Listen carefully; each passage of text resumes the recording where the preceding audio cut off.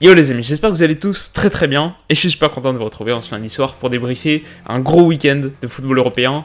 Le Real Madrid qui flanche et Lopetegui sur la sellette, Monaco qui chute encore pour la première d'Henry, Dortmund étincelant et l'Inter triomphant. On parle de tout ça et bien plus encore dans un nouvel épisode de l'œil de Willou.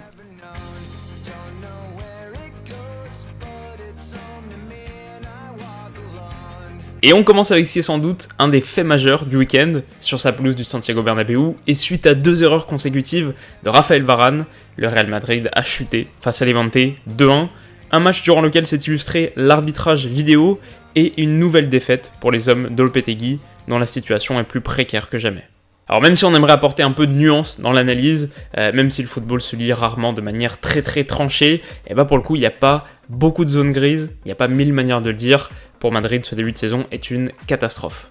Avant la réduction du score de Marcelo, le Real venait de passer 7h30 de temps de jeu cumulé consécutif sans marquer le moindre but, ce qui est le record de leur histoire, et on parle quand même d'un club fondé il y a 116 ans. Et puis en enchaînant une défaite contre Séville, un match nul contre l'Atlético Madrid, une défaite contre le CSKA Moscou, une défaite contre Leganés et donc une défaite contre Levante, ils viennent aussi de connaître la pire période de 30 jours à nouveau de leur histoire.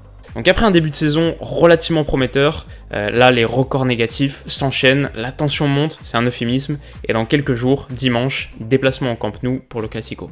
Du coup, ça sent clairement la fin pour Lopetegui, on annonce son licenciement de partout, mais l'identité de son successeur reste encore très incertaine. Et on parle beaucoup de Santiago Solari, qui a jamais vraiment convaincu avec la Castilla, de Guti, comme Solari, un ancien nom de la maison, mais qui est actuellement l'entraîneur adjoint du Beşiktaş, et puis d'Antonio Conte, de Mourinho. Comme à chaque changement d'entraîneur du Real Madrid, on a une avalanche de noms qui pourraient encore bien se garnir dans les jours qui viennent. Et alors de mon point de vue, est-ce que changer d'entraîneur est une bonne décision ? C'est vrai qu'en prenant un peu de recul, c'est une question qui est jamais évidente à trancher. À quel point est-ce qu'un coach est responsable des mauvaises performances de son équipe ? Quelle part de cette situation est davantage attribuable à la direction, qui en l'occurrence a pas vraiment remplacé Ronaldo ? À quel point est-ce que les joueurs eux-mêmes sont fautifs ? Samedi, les Real perd quand même sur 2 erreurs de concentration grossières de Varane. Et puis, est-ce qu'on pourrait pas, comme le fait Lopetegui d'ailleurs, est-ce qu'on pourrait pas imputer ces mauvais résultats à de la simple malchance, un manque de réussite, une forme de variance incontrôlable qui va pas tarder à s'inverser ?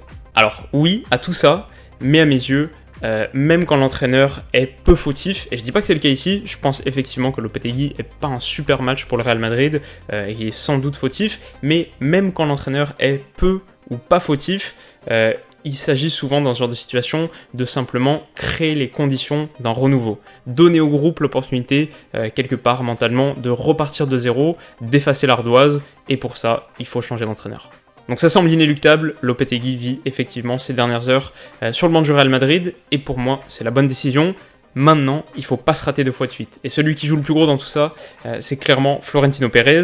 Si j'étais lui, et c'est une piste qui n'a pas encore été évoquée, mais si j'étais lui, jetterais bien un petit coup d'œil au CV de Leonardo Jardim. Et alors, je sais pas si ça sera, parce que sa réputation hors de France est pas au même niveau que celle d'un Conte par exemple, mais je pense que ça pourrait être une très bonne surprise. Ailleurs en Liga, l'Atlético Madrid et Villarreal se sont neutralisés à l'Estadio de la Ceramica, un partout avec 2 buts en seconde période, signés Felipe Luis et Mario Gaspar, mais l'homme du match est incontestablement le portier des Colchoneros, Jan Oblak, qui a multiplié les parades de grande classe. Et puis dans le choc du haut de tableau, le Barça a largement dominé Séville en s'imposant 4-2, une démonstration de force illuminée par la volée de Rakitic, mais Lionel Messi avait déjà mis les Catalans sur les bons rails en première mi-temps, un but et une passe décisive au bout de 12 minutes de jeu, avant de chuter lourdement sur son bras, résultat un os fracturé et une indisponibilité estimée à 3 semaines qui le verra rater le Classico. Alors de mon côté, un peu déçu par la prestation de Séville, qui a vite pris l'eau et a peiné à maintenir le suspense dans un match qu'on attendait depuis un petit moment. Je rappelle qu'ils étaient leaders avant la rencontre. Aujourd'hui, le leader c'est le Barça, et mon pronostic, même si c'est encore très tôt, c'est que ça changera plus.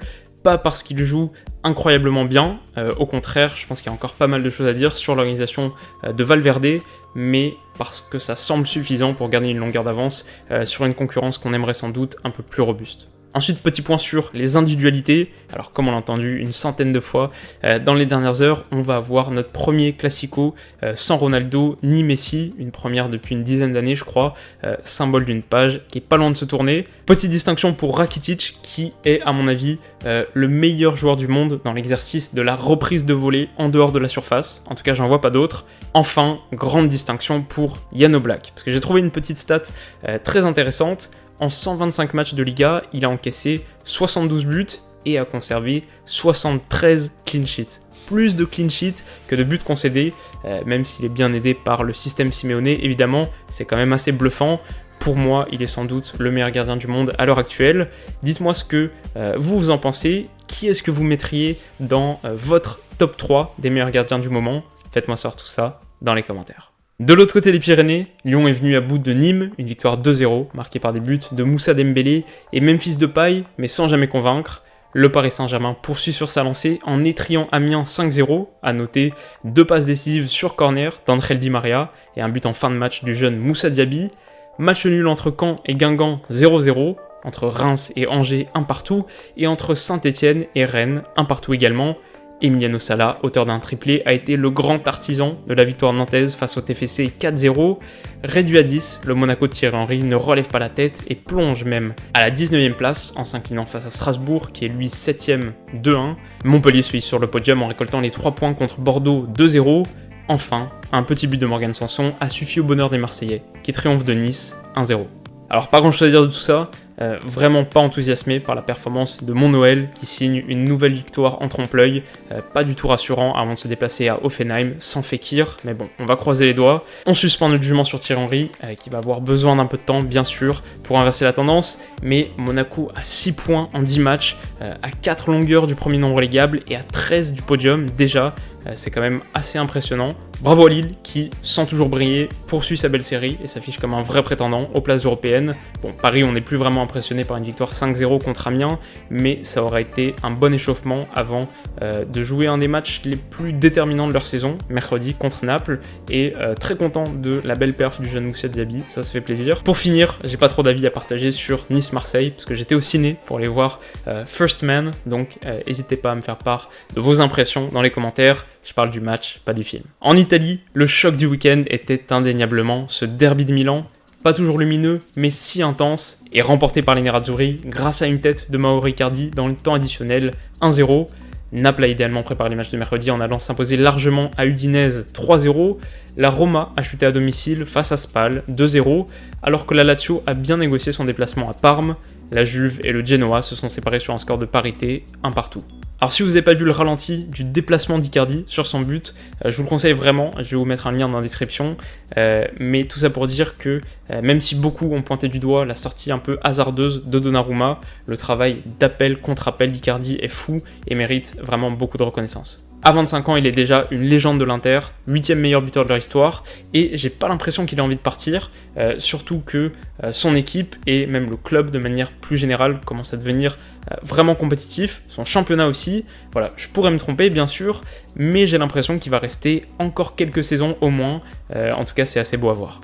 Et puis je vous ai préparé une année spéciale sur Piontek samedi matin, la malédiction a encore frappé puisque sa série s'est interrompue contre la Juve, même si son équipe a quand même réussi à décrocher un point au Juventus Stadium, ce qui n'est pas donné à tout le monde. A noter aussi une nouvelle erreur de Bonucci, il y a une stat qui tournait ce matin sur Twitter avec une vidéo en appui, mais cette saison la Juve a concédé 6 buts en Serie A, 5 sont directement imputables à un mauvais placement ou une mauvaise relance de Bonucci. Donc il y a peut-être quelque chose à éclaircir dans la défense centrale des Turinois. Si par hasard il y a des supporters de la Juve qui regardent cette vidéo, je serais vraiment ravi de lire vos avis sur le sujet.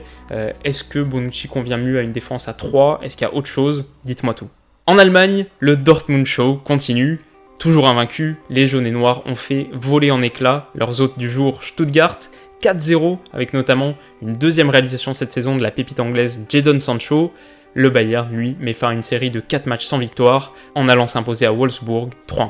Et puis en Première Ligue, Chelsea a rattrapé Manchester United dans le Money Time et reste invaincu de partout. Tottenham est allé l'emporter à West Ham sur la plus petite des marges, comme Liverpool sur la pelouse d'Huddersfield. City n'a pas fait de détail contre Burnley 5-0, et Arsenal joue ce soir contre Leicester, rendez-vous à 21h. Voilà les amis, c'est la fin de cet épisode de l'œil de Willou. Alors on est passé rapidement sur la Bundesliga, mais on a dans quelques semaines, le 10 novembre, on a un superbe Dortmund-Bayern qu'on analysera bien sûr en profondeur. Ça fait plaisir de voir une équipe tenir tête au Bayern et sans prendre parti, je pense qu'on est pas mal à espérer que ça dure. Personnellement, je suis assez content de retrouver un peu de suspense dans un championnat où on n'en attendait pas forcément. On est passé aussi rapidement sur la Première Ligue, mais j'ai pu regarder ce week-end qu'une seule rencontre en entier, c'était Chelsea United, et j'ai consacré une analyse spécifique samedi. Je vous mets le lien dans la description si ça vous intéresse. De votre côté, quel match est-ce que vous avez pu regarder ? Qu'est-ce que vous retenez de ce week-end de foot ? Et pour demain, est-ce que vous préférez voir un 4e épisode d'Objectif Ligue des Champions ou plutôt une vidéo prono pour cette 3e journée donc de Ligue des Champions ? Faites-moi savoir tout ça dans les commentaires. En attendant, je vous souhaite un très bon début de semaine. Bon courage surtout, prenez soin de vous et on se retrouve très très vite. Bisous.